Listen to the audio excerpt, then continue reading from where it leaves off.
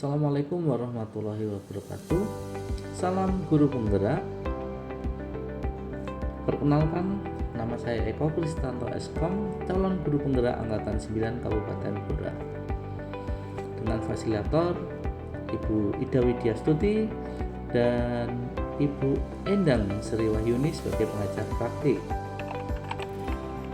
Kesimpulan dan refleksi pemikiran Ki Hajar Dewantara merupakan tugas modul 1.1 koneksi antar materi.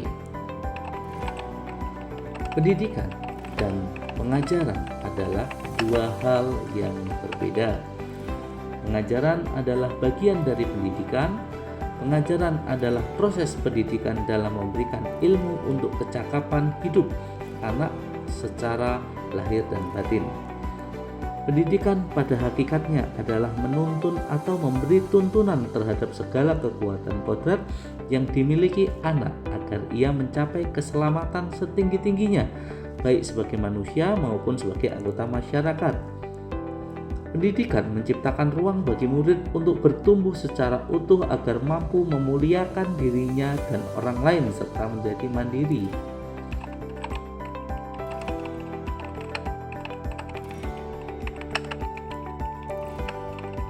Sebelum mempelajari modul 1.1, pembelajaran yang saya lakukan adalah 1. Hanya mentransfer materi pembelajaran.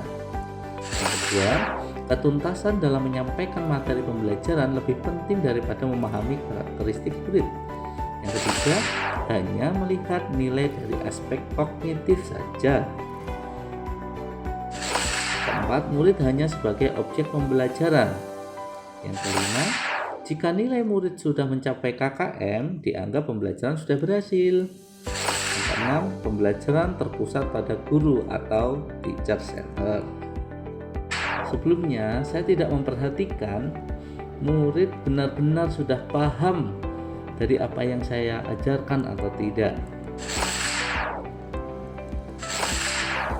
Saya hanya meminta siswa menghafal materi yang saya ajarkan tanpa memikirkan bagaimana cara agar materi tersebut dapat dipahami sepenuhnya. Sehingga saya merasa gagal, sering mengeluh jika banyak murid yang tidak tuntas setelah melakukan evaluasi.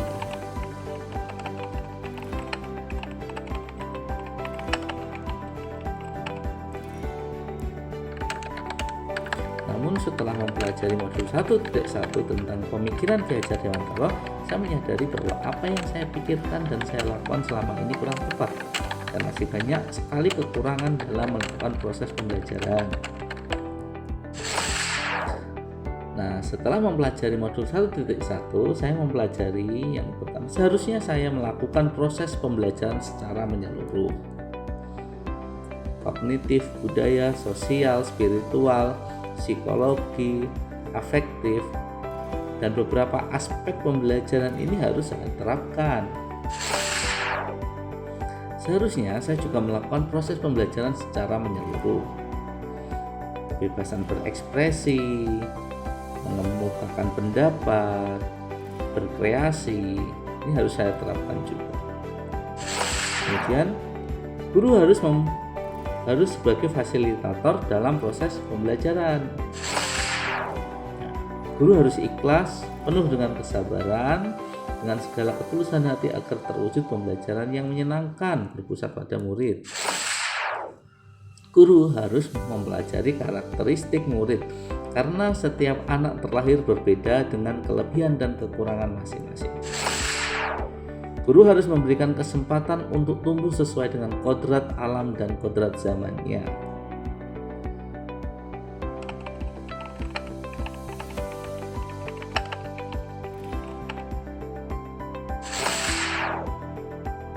Yang dapat segera saya terapkan dalam pembelajaran di kelas antara lain merancang pembelajaran yang interaktif, menyenangkan dengan melibatkan murid sesuai metode student center.